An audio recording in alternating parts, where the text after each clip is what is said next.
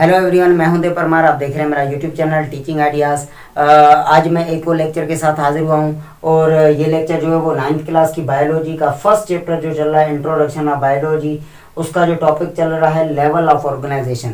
इससे पहले जो लेक्चर आया था वो आया था एमेबा पे, लेवल ऑफ यूनिसेल्युलर ऑर्गेनाइजेशन पे। ये हम डिस्कस कर रहे हैं सेकंड लेवल ऑफ ऑर्गेनाइजेशन जो है कॉलोनियल लेवल ऑफ ऑर्गेनाइजेशन। इसमें हम डिस्कस करेंगे कि इस ऑर्गेनाइजेशन की इम्पोर्टेंट पॉइंट्स क्या हैं और इस ऑर्गेनाइजेशन में कौन से जानवर आ जाते हैं और वो जानवर जो है कौन सी स्ट्रक्चर बना के रहते हैं और कैसे रहते हैं, ये सारी चीज़ें हम जो है वो डिस्कस करेंगे। इस वीडियो में आगे बढ़ने से पहले मैं आपको एक और भी बात बता दूं कि इस लेक्चर को समझने के लिए और इस टॉपिक को अच्छे तरीके से डिस्कस करने के लिए हमें एक कलराइज शीट जो है वो वॉलवॉक्स और वॉलवॉक्स की कॉलोनी से रिलेटेड रिक्वायर थी और ये रिक्वायरमेंट पूरी की है 9th क्लास का एक बहुत ही अच्छा शागिर्द है मेरा, उसका नाम है खटूमल, और उसने ये रिक्वायरमेंट हमारी जो है वो पूरी की है। अगर आप मिस्टर खटूमल को अप्रिशिएट करना चाहते हैं कि उसका काम जो है वो कैसा है, उसे परफेक्ट करना चाहिए या परफेक्ट है, तो आप कमेंट बॉक्स में उसके नाम के साथ जो है वो प्यारा सा कमेंट कर सकते हैं। तो आगे बढ़ने से पहले आप सबसे गुजारिश है कि आप मेरे YouTube चैनल को जो है वो सब्सक्राइब करें और वीडियो को जो है लाइक करें, शेयर करें। और अगर आपके पास कुछ क्वेश्चंस हैं इन टॉपिक से वाबस्ता तो आप मुझसे जो है वो कमेंट बॉक्स में शेयर कर सकते हैं। तो अब चलते हैं अपने वीडियो की तरफ।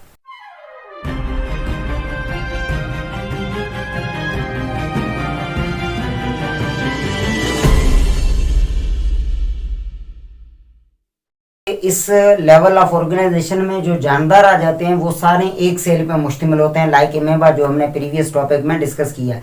ऐसे जानदार जो जिनका वजूद जो है वो सिर्फ ओनली सिंगल सेल पे है, ऐसे जानदार इस लेवल ऑफ ऑर्गेनाइजेशन में आ जाते हैं। लेकिन इन जानदार को हम यूनिसेल्युलर लेवल ऑफ ऑर्गेनाइजेशन में इसलिए नहीं रख सकते क्योंकि ये जानदार जो है वो इकट्ठे होकर कॉलोनीज बनाते हैं। अगर आप इसकी फर्स्ट पॉइंट देख लें तो इसमें ये वाज़ह लिखा है कि unicellular organism live together by forming colonies. ये जानदार जो है ये इकट्ठे होकर रहते हैं, कॉलोनी बना के रहते हैं और उससे इसी वजह से ये जो है यूनिसेल्युलर ऑर्गेनाइजेशन में नहीं रखे जा सकते। इस ऑर्गेनाइजेशन की सेकंड इम्पॉर्टेंट पॉइंट ये है, do not have any division of labour among them.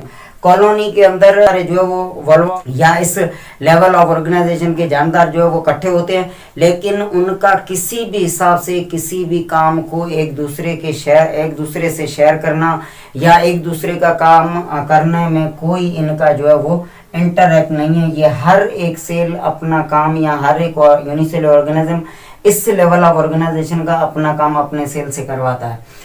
In colony, they are not dependent on each other and never form any multicellular structure.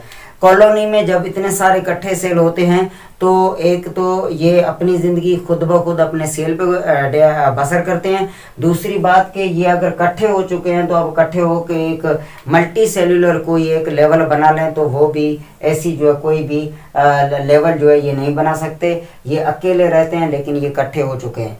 इस लेवल ऑफ ऑर्गेनाइजेशन में हम जो organism लेके आए हैं जिनको हम डिस्कस करेंगे वो है वॉल्वॉक्स। और इस वॉल्वॉक्स की पहली इंपॉर्टेंट पॉइंट ये है कि ये पॉलीफाइलेटिक जेनस से है और फैमिली इसकी वॉल्वोसाइकाई है। इसका मतलब फाइलेटिक का मतलब ये है कि ये जानदार जो है वो मैनी एनिसेस्टर से आते हैं। मसलन कि वॉल्वॉक्स कि शायद बॉडी की फीचर्स या सेल की फीचर्स किसी और ऐसा जानदार हो जिससे रिलेट होती हों, सिमिलर हों, लेकिन वो जानदार किसी और एनेसेस्टर से आया हुआ है और ये किसी और से आया हुआ है। तो इस हिसाब से इसे मैनी एनेसेस्ट्रल ऑर्गेनिज्म से भी कहा जाता है और इसकी फैमिली का नाम वॉल्वोसाइकाई है। और इस की सेकंड पॉइंट ये है कि each colony contains up to 50,000 slave. एक कॉलोनी के अंदर वॉल्वॉक्स के 50,000 से ऊपर जो है वो सेल पाए जाते हैं। और इसके बाद थर्ड पॉइंट ये है कि लिव इन फ्रेश वाटर। ये जो फ्रेश वाटर होता है जिसमें जो है ये मिनरल या साल्ट जो उसका मिकदार बिल्कुल लो हो, उसमें जो ये रहते हैं। ऐसा पानी जिसमें मिनरल या साल्ट जो है वो लो क्वांटिटी में हो उसे हम फ्रेश वाटर कहेंगे, जिसमें साल्ट जो है वो हाई क्वांटिटी में हो उसे हम मरीन वाटर कहेंगे, जो सी और ओशियंस में पाया जाता है।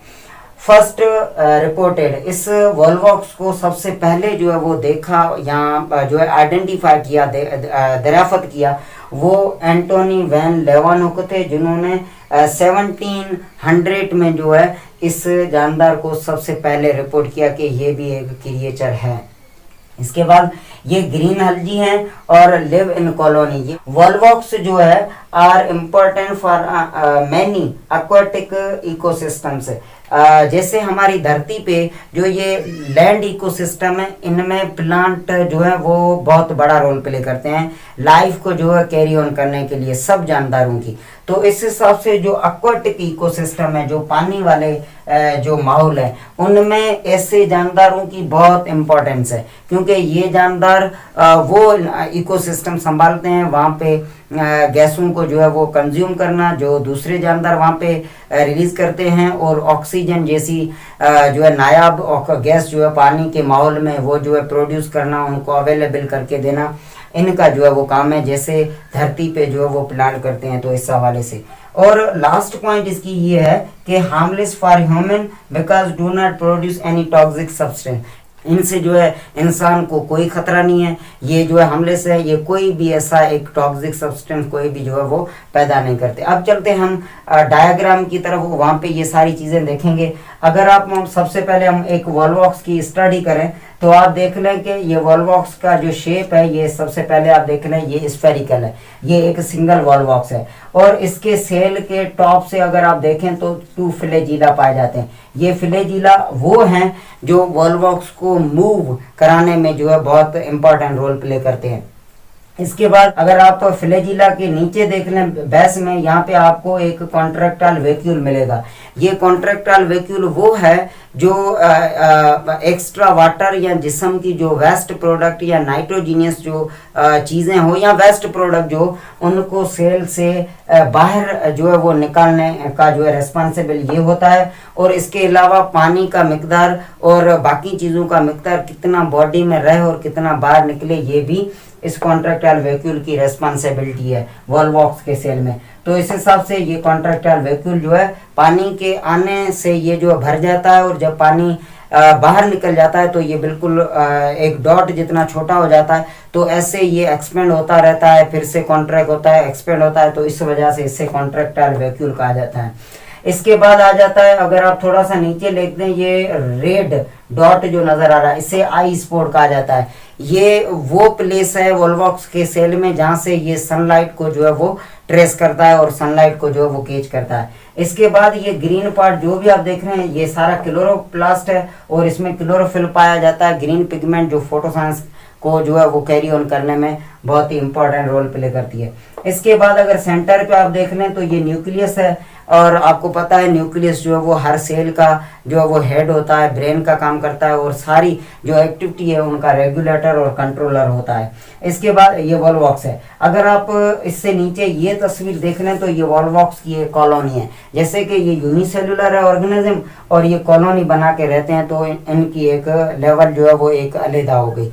तो इस हिसाब से अगर आप कॉलोनी में देखें तो ये सारे आपको वॉलवॉक्स नजर आ रहे होंगे, और वॉलवॉक्स अगर देखें तो बिल्कुल एक चेन बना के जो है ये एक स्फेरिकल फॉर्म में ये इकट्ठे हो चुके हैं, एक कॉलोनी अब बना चुके हैं। और इस कॉलोनी में जो है अगर आप देख रहे हैं तो ये येलो कलर का जो मैटर नजर आ रहा है, इसे हम ग्लेंशियस सेल वॉल कहेंगे, जो बन चुकी है। इसमें जो है इनके बच्चे या इनके जो यंग सेल होते हैं, जो इनके बच्चे भी हम कह सकते हैं, वो इनमें जो है वो आ जाते हैं। और इसके अलावा जो ग़िज़ा वाली जो चीज़ें होती हैं वो भी यूज़फुल इसके अंदर जो है वो सारी आ जाती हैं। और जब ये कॉलोनी बना लेते हैं तो इनके जो ये फ्लैजिला हैं हर ये रिदमिकली मूव करते हैं पानी के ऊपर। जब ये रिदमिकली मूव करते हैं तो इनकी जो कॉलोनी है वो पानी के ऊपर बिल्कुल जो है वो फ्लोट करती है, और ये उस जगह एक जगह से या एक पानी के जो है माहौल से जहाँ पे शायद इनकी अब रिक्वायरमेंट पूरी नहीं हो रही थी, तो वहाँ से इन्होंने कॉलोनी बना ली, और कॉलोनी बना के इनके जो फ्लैजिला है वो रिदमिकली मूव करते हैं, और इनकी सारी पूरी कॉलोनी जो है वो पानी पे फ्लोट करती है और वो एक जगह से दूसरी जगह वहाँ पे जो है ये पहुँच जाते हैं। और इस फ्लोटिंग मूवमेंट के बाद वॉल्वॉक्स को जो है वो फ्लोटिंग अलजा भी कहा जाता है। तो ये था आज का टॉपिक, वॉल्वॉक्स कॉलोनियल ऑर्गेनाइजेशन को हमने डिस्कस किया। उम्मीद करता हूँ आपको बहुत सारी चीज़ें क्लियर हो चुकी होंगी। अगर आपको अभी भी कुछ डाउट्स हैं तो आप मुझे कमेंट बॉक्स में बता सकते हैं। अगले वीडियो तक मुझे दीजिए इजाज़त। Bye bye.